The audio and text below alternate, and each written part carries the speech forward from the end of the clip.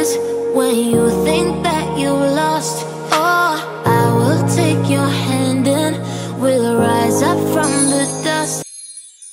Hello guys! It's December 25, 2023. So, Merry Christmas to all. So, ngayon, magdadala tayo ng regalo kay Tita Eden.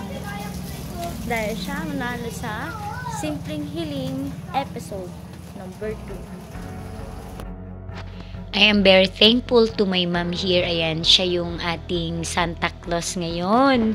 Ayan, thank you mama sa paghatid at pagbigay sa ating mga lucky winners ngayong Christmas and New Year.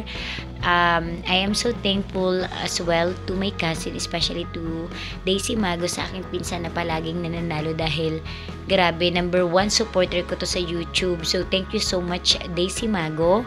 Ayan, dahil sa'yo nagkaroon si Tita Eden ng mga simpleng pang-snack, pagkain, at syempre nakikita nyo, ayan, unti-unti na binibigay ni mama ang mga regalo.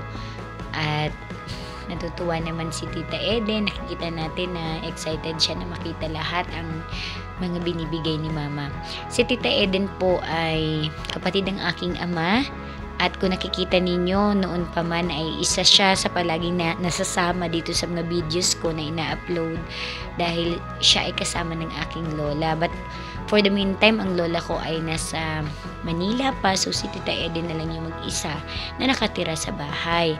So ayan, nakita na natin. Ayan, naibigay na lahat ng regalo para kay Tita Eden.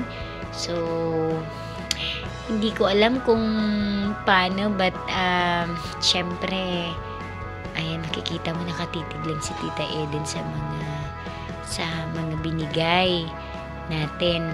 At ayan, nakikita mo, 'di ba? Talaga namang masaya si Tita Eden dahil kahit sa simpleng snacks na to, siya ay masaya.